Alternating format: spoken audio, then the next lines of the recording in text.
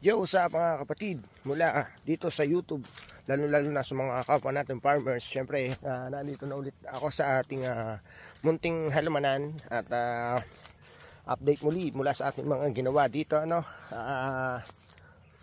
Eto na at papakita ko na sa inyo bukas nito muli.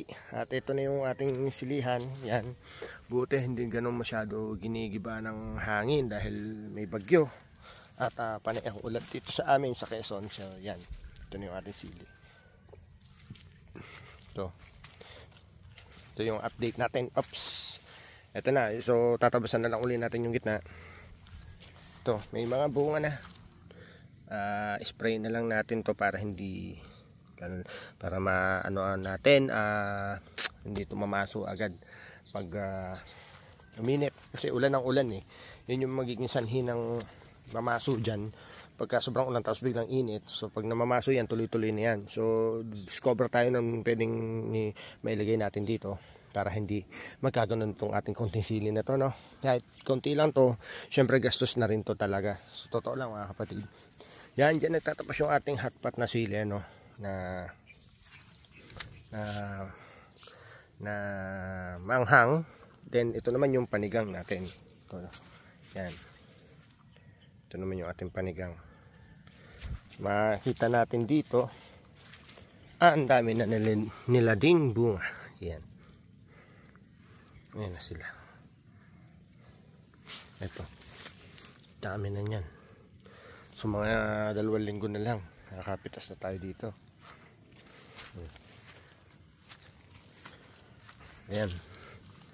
Ayan, yung panigang. Okay. Ayos na ayos.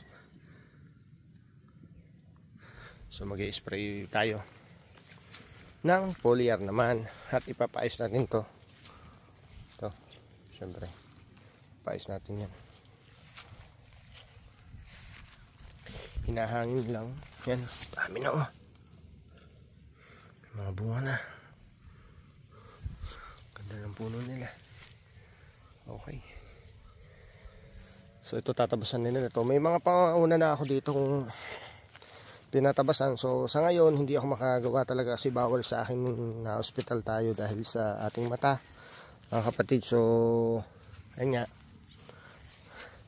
pinapatrabaho na rin natin. Although talagang gagamit tayo ng konting gastos kasi wala tayong magagawa. Kasi kailangan talagang linisin natin. So ito na yung ating sili na panigang. So tinatabasan na ulit, may simula na ulit to. Ito. Yan. So bukas sila tatabas ng marami kasi 5 sila. So yan, yung kanila bukas. Siguro naman bukas matera na to kasi to gubat na uli yung mga pinagsimulan ko to. Sobrang bilis kasi ng yung damo. Ito yan. Okay. So papalagyan pa natin yun ng tusok para hindi sila matumba. Yan. Bilis agad nila. Okay. At yun, syempre ayos na mga kabingking, mga kapatid. Update na muli sa ating sili. Maraming salamat. At may update muli tayong bago, no? Ito na. Salamat.